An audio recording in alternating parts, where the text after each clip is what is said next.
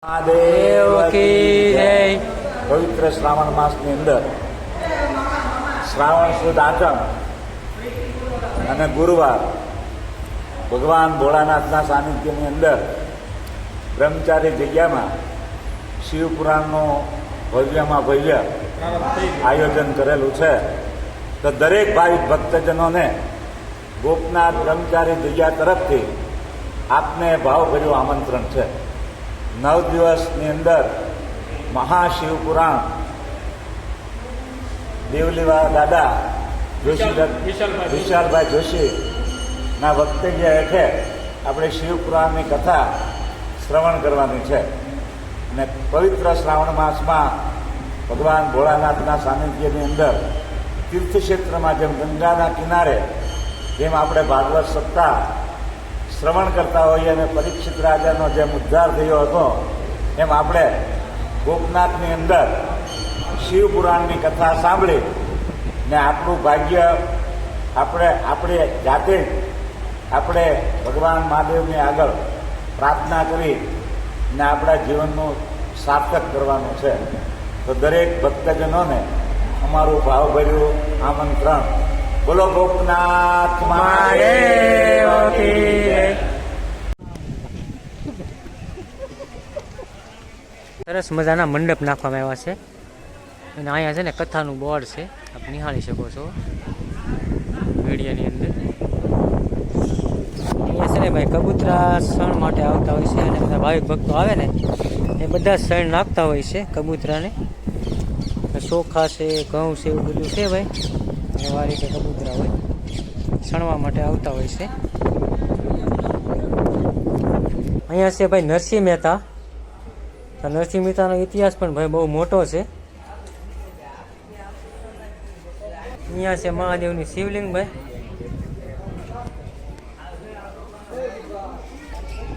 અહીંયા છે ભાઈ શનિદેવ અને આ છે ગોપનાથનું મંદિર। અત્યારે ભાઈ પવન વધારે છે એટલે ધજા લહેરાય છે, તો આપણે ગમે ત્યાં મંદિરે દર્શન કરવા જાવીએ ને તો ભાઈ ધજાના દર્શન કરી લો ને તો પણ તમે દર્શન કરી લીધા એવું ભાઈ કહેવામાં આવે છે। અને મંદિરે જાવી ત્યારે ધજાના દર્શન જરૂર કરવા જોઈએ। તો આપણે અંદર જઈએ, મહાદેવના દર્શન તમને કરાવીએ। આ રીતનું કંઈક વાતાવરણ છે અહીંયા ભાઈ। તો કબૂતર આવી ગયા છે ઘણા બધા, ઉડી ગયા ભાઈ, બહાર આવ્યું ને એટલે ઉડી। હવે જાવીશું ભાઈ આપણે ગોપનાથ મહાદેવના દર્શન કરવા માટે। તમે છે ભાઈ એલસીડીમાં પણ મહાદેવના દર્શન કરી શકો છો। આ છે ભાઈ ગોપનાથ મહાદેવનું મંદિર। હર હર મહાદેવ। ફરી એકવાર નવા વિડીયોમાં તમારા બધાનું દિલથી સ્વાગત છે। સૌ પ્રથમ બધાને હર હર મહાદેવ, જય માતાજી। તો આજે જવાનું છે ભાઈ આપણે ભાવનગર જિલ્લાનો તળાજા તાલુકામાં આવેલું એક ગોપનાથ સરસ મજાનું મંદિર આવેલું છે ત્યાં મહાદેવનું। તો એ મહાદેવના દર્શન કરવા માટે ન આવ્યો, શ્રાવણ મહિનો હાલે છે, એકવાર અવશ્ય દર્શન કરવા માટે આવો। અને આજે છે ને ભાઈ ગોપનાથની અંદર પોથીયાત્રા નીકળવાની છે, શિવપુરાણ કથા। તો ના જઈને તમને બતાવી તો ખાસ કરીને ચેનલને સબસ્ક્રાઈબ ન કરી તો સબસ્ક્રાઈબ કરી નાખજો અને શેર પણ વિડીયોને કરી દેજો, સારો લાગે તો। હર હર મહાદેવ। એન્ટ્રી ગેટ બનાવેલો છે।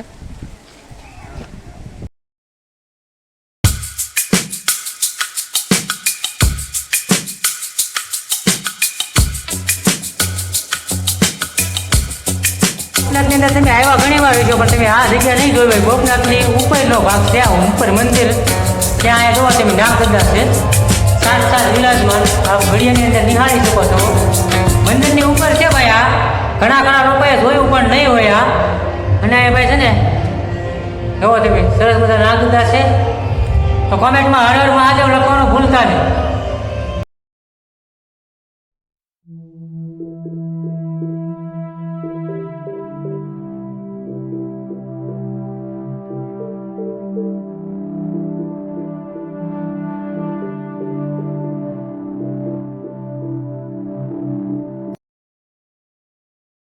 એટલા મિત્રો ભાઈ ગોપનાથ મહાદેવ મિત્રો શિવપુરાણ સાંભળવા આવજો ભાઈ, આજથી ચાલુ થઈ ગયું છે। જય ગોપનાથ મહાદેવ મિત્રો। અહીંયા તમે છે ને ગોપનાથના સાનિધ્યમાં શિવ મહાપુરાણનો આજે પ્રથમ દિવસ છે, તો ગોપનાથના સાનિધ્યમાં તમે છે ને શિવ મહાપુરાણ સાંભળવા આવજો। દરિયા કિનારો છે અને પ્રભુ પ્રસાદ લેજો અને કોમેન્ટમાં હર હર મહાદેવ લખવાનું ભૂલતા નહીં. હાલો મિત્રો, તો આજે 20 તારીખ 20/8/2026 અને આ ગોપનાથના સાનિધ્યમાં શિવ મહાપુરાણ કથાનો આરંભ થઈ ગયો છે અને 9 દિવસની આ કથા છે. એટલે જે કોઈ ભાવિ ભક્તોને સાંભળવા આવવું હોય તો ગોપનાથ આવી શકે. તળાજાથી બસ પણ મળશે અને તમારા પ્રાઇવેટ વાહનો લઈને પણ આવજો. અત્યારે શ્રાવણ માસ ચાલે છે અને 28/8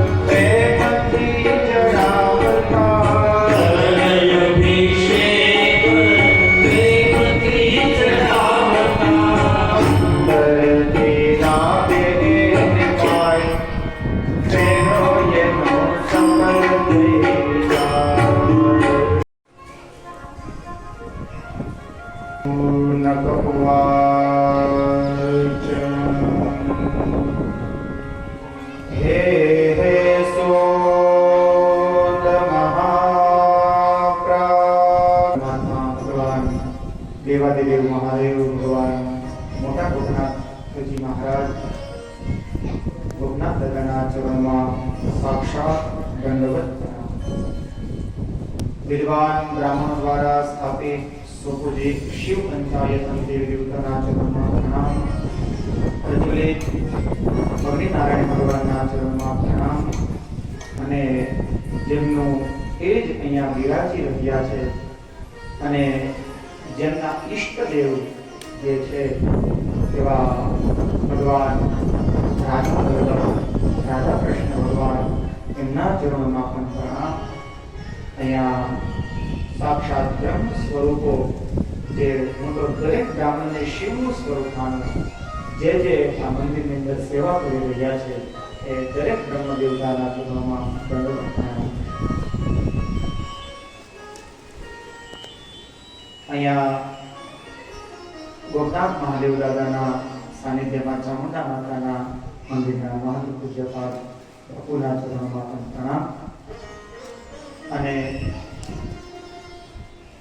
આ જગ્યાના ગાદીપતિ બ્રહ્મચારી જગ્યાના ગાદીપતિ પૂજ્ય શ્રી સીતારામ બાપુના ચરણોમાં પ્રણામ અને મહંત જગ્યાના ગાદીપતિ પૂજ્ય શ્રી આત્માનંદ સરસ્વતી બાપુ એમના પણ ચરણોમાં પ્રણામ અને કથા શ્રવણ કરવા પધારેલા દરેક માતાઓ બહેનો વડીલો દરેકને આદરપૂર્વક ઓમ નમઃ શિવાય, હર હર મહાદેવ.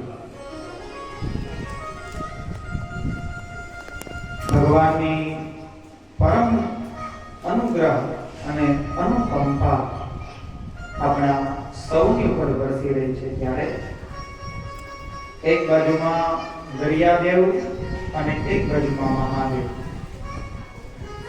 આકાશાત પતિતં તોયં યથા ગચ્છતિ સાગરં સર્વદેવ નમસ્કારં કેશવં પ્રતિ.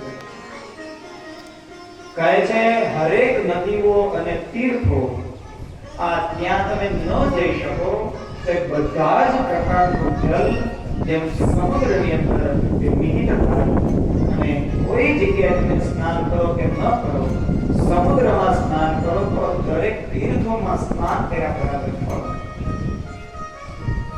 અને બીજું સર્વદેવ નમસ્કારમ, બધા દેવતાઓના દર્શન ન કરી શકો કોઈ ચિંતા નથી, ગોપનાથ મહાદેવના દર્શન કરો બધું જ.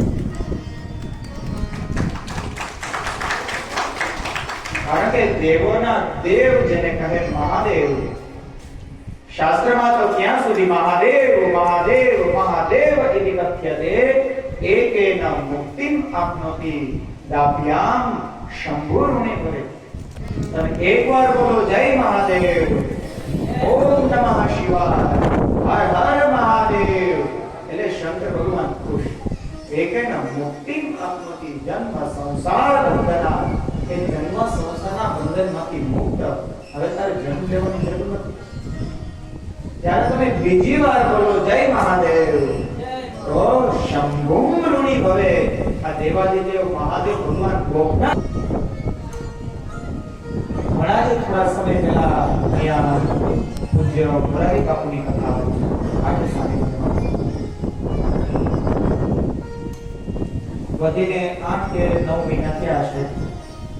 ત્યારે મેં પૂજ્ય શ્રી સીતારામ બાપુના મુખેથી સાંભળેલું કે એમ તો પ્રખ્યાત કથા છે અને સૌ જાણે, અને પ્રખ્યાત નહીં ઇતિહાસ.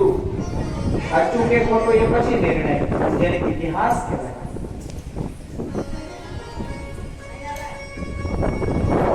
ભૂતલ ભક્તિ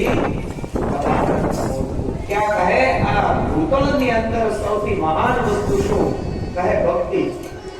આવું સૂત્ર તો કોણ આપે? નરસિંહ. જ્યાં એમને તપ કર્યું, ચૈત્ર મહિનાની સુદ 14, આજે સાલ કઈ ચાલે છે? સંવત 2081. અને એવી રીતના 1487 થી જુઓ તો અને આશરે 595 વર્ષ જેટલા. પણ જ્યારે હજી હમણાં જ નરસિંહ મહેતા અહીંથી ગયા હોય એવી પાવન છે.